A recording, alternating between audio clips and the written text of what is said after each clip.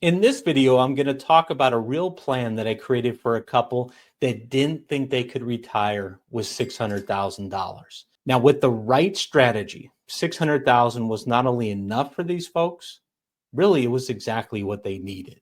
So, why do so many people believe that they need $1 million or some other seemingly arbitrary number before they can retire? Well, I believe there's several reasons for this. One of them, of course, is the fear of uncertainty. Right? Retirement spans an unknown length of time. And so many people fear, of course, outliving their money, unexpected healthcare costs, and also economic instability, such as inflation or market crashes. And this fear leads people to overestimate what they actually need just to feel safe. Now, the second reason I believe this is it has to do with lifestyle inflation. As income increases, typically, so do our expectations and spending habits. And people plan retirement assuming that they're just going to maintain or even improve their current lifestyle, often without considering that in retirement, retirement can actually oftentimes does involve lower expenses because you don't have those commuting costs to work. You don't have to pay for, work clothes and things like that. And oftentimes what I find is so often people end up just kind of simplifying their lives, especially in the later years of retirement. Right. And another reason I think is it's just due to lack of clear planning. Someone doesn't know what they'll actually spend. They just kind of default to assume that more is going to be better. Now, very often I help people with less than $1 million retire comfortably. I want to show you how we took this couple 600,000 and gave them the confidence to retire now. Let me go ahead and introduce you to Jim and Carol. Now, obviously, these are not their real names. Jim was 65, Carol was 63. They had no mortgage, no debt, and together they had about $600,000 saved. Now, their dream, they're pretty simple people. I mean, just slow, simple living. Maybe a couple of road trips a year, time with their grandkids that only lived about 10 minutes away. So that wasn't too far. And finally, just some more freedom from work. At the time that we first talked, they were both still working. They were thinking that they should each continue to work until their full retirement age, which is age 67. Now, they talked about how otherwise, if they didn't work to their Social Security full retirement age, that their Social Security benefits would be reduced. And to both of them, that just didn't feel like that would be a smart thing to do. Now, their situation really wasn't unique.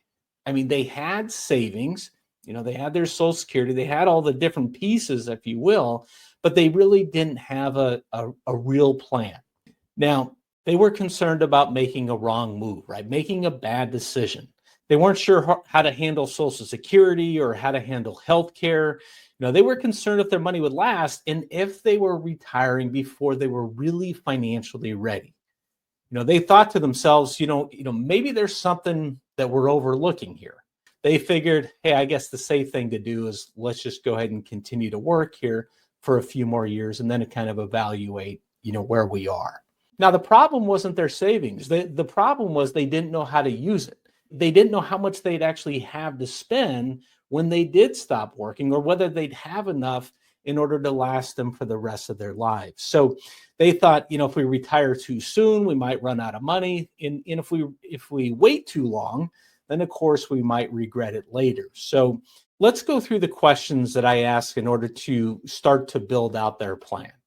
So the very first thing that we did was we talked about what their monthly expenses were.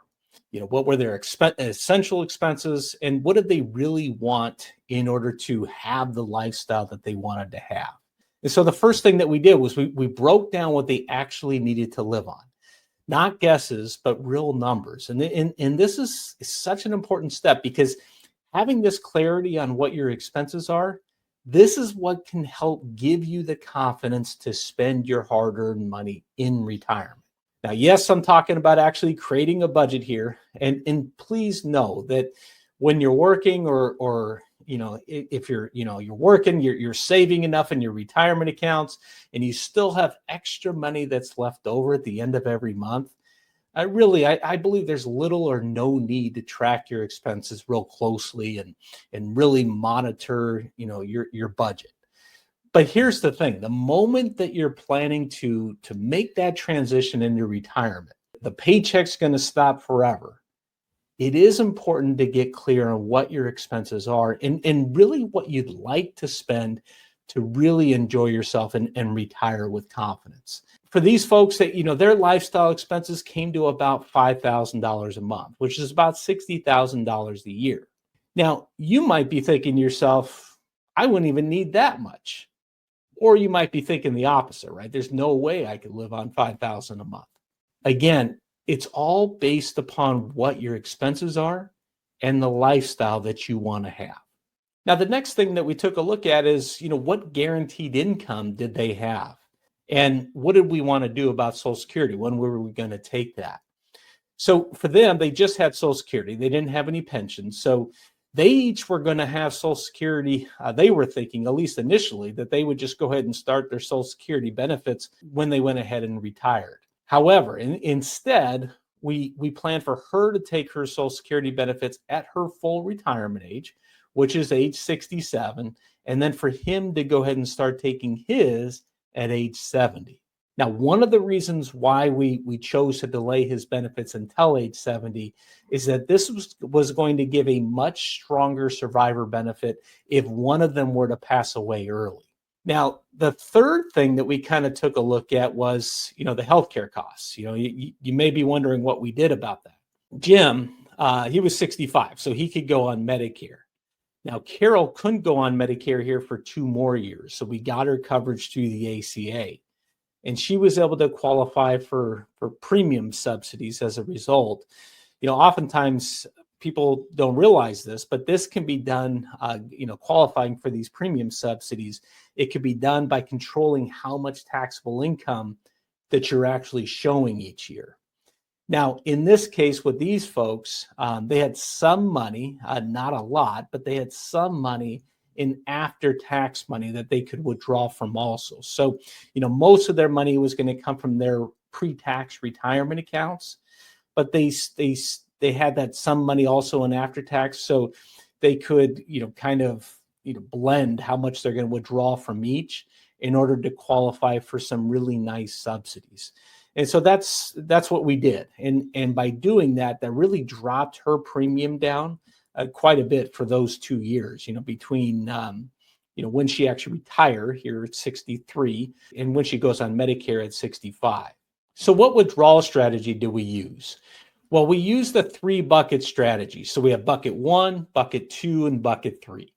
So bucket 1 was really designed to get them the income that they were going to need for those first 5 years of retirement. And so this consisted of primarily cash and other lower risk types of investments. Keep in mind, in 5 years, both of them would be receiving Social Security. So they would need a lot less money coming from their portfolio to meet their income needs. But in these first few years through retirement, they would need to rely quite a bit on their retirement savings. So we positioned this money in some very conservative investments. I mean, it was a combination of short-term treasuries, short-term corporate bonds, some cash, and some other things. Now, the second bucket had some moderate risk. I mean, really it was comprised of investments that were designed to help provide the income that they would need in years 6 through 15 of retirement.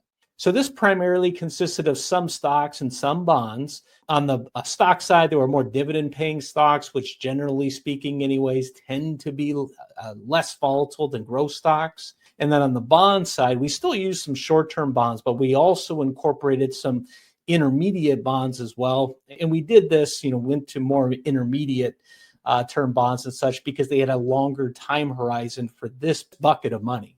Now, the third bucket was invested much more aggressively because the money that was in this bucket was designed to help meet their income needs after 15 years. So this was made up primarily of just a diversified portfolio of stock-based ETFs. Now, this structure helped to give them that predictable income and helped to protect against market swings. And it also gave their long-term money the opportunity to grow. In the end, they retired. Jim was 65. Carol was 63. They bought a camper van that they had wanted. They also took a 3-week road trip, and they finally started living the life that they really had wanted to for quite some time now. And what changed really wasn't their bank account. It was their confidence. Once they could really see their income on paper, once they could really visualize their plan, in other words, once they could really see, okay, these are the cash flows, this is where we're going to get money from and when throughout retirement, that's really what helped to give them the confidence to spend their hard-earned money. And so if you're in a similar type of situation, maybe you've saved $600,000, maybe you've saved less than that, maybe more, it doesn't matter. But if you're wondering whether it's enough, don't let some random number online make that decision for you. Retirement success isn't just about some number. It's about a strategy. And if you want help building that strategy, click the link below, schedule a call with me, and we could talk through your numbers and begin to map out a plan for you to retire with confidence.